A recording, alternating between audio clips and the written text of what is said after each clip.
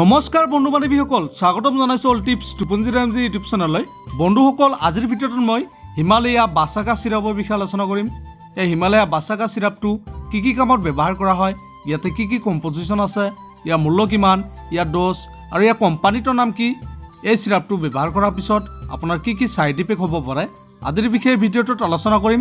তো বন্ধু বান্ধৱীসকল, আপোনালোকে ভিডিঅ'টো স্কিপ নকৰাকৈ আৰম্ভণিৰ পৰা শেষলৈকে চাব। বন্ধু বান্ধৱীসকল, হিমালয়া বাচাকা চিৰাপটো 200 ml পেক হয়। ইয়াৰ মূল্য 110 টকা আৰু এই চিৰাপটো হিমালয়া কোম্পানীয়ে মেনুফেকচাৰ কৰিছে। এই চিৰাপটো আপোনালোকে যিকোনো মেডিকেল ষ্টৰত পাই যাব অথবা আপোনালোকে অনলাইনত অৰ্ডাৰ কৰি কিনি ল'ব পাৰে। বন্ধু বান্ধৱীসকল, ভিডিঅ'টো আৰম্ভ কৰাৰ আগতে এটা অনুৰোধ জনাওঁ, যদিহে আপুনি এতিয়ালৈকে আমাৰ চেনেলটো ছাবস্ক্ৰাইব কৰা নাই, আপোনালোকে প্লিজ ছাবস্ক্ৰাইব কৰি দিব আৰু কাষত থকা বেল আইকনটো প্ৰেছ কৰি দিব।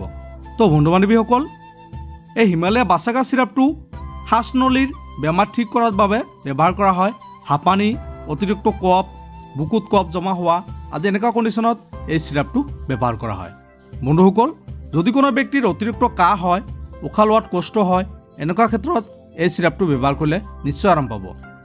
বন্ধু বান্ধৱীসকল, ইয়াৰ উপৰি কফ পাতল কৰাৰ বাবে, হাঁওফাঁওৰ ৰোগ আদি নিৰাময় কৰাৰ কাৰণে এই চিৰাপে সহায় কৰে। যিসকল লোকৰ অতিৰিক্ত চৰ্দি হয়, কাহ হয়, ব্ৰংকাইটিছ হয়, এনেকুৱা ক্ষেত্ৰত এই চিৰাপটো ব্যৱহাৰ কৰিলে নিশ্চয় আৰাম পাব। বন্ধুসকল, এই চিৰাপটো শিশুৰ বাবে 5 ml কৈ দিনত 2 বাৰ আৰু এডাল ব্যক্তিয়ে দিনত 2 বাৰ খোৱাৰ পিছত 10 ml কৈ খাব পাৰিব। বন্ধুসকল, যিকোনো ধৰণৰ মেডিচিন ব্যৱহাৰ কৰাৰ আগতে আপোনালোকে সদায় ডক্টৰৰ পৰামৰ্শ ল'ব।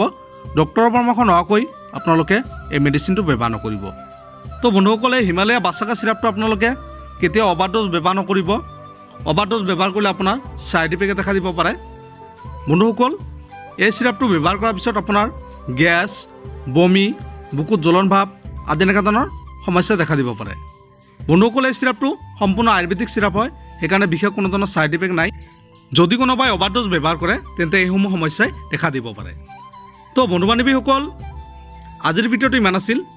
যদি ভিডিঅ'টো ভাল লাগে প্লিজ এটা লাইক কৰি দিব আৰু এই হিমালয়া বাচাকা চিৰাপৰ বিষয়ে অধিক জানিবৰ কাৰণে আপোনালোকে কমেণ্ট কৰি জনাই দিব পাৰে। ধন্যবাদ।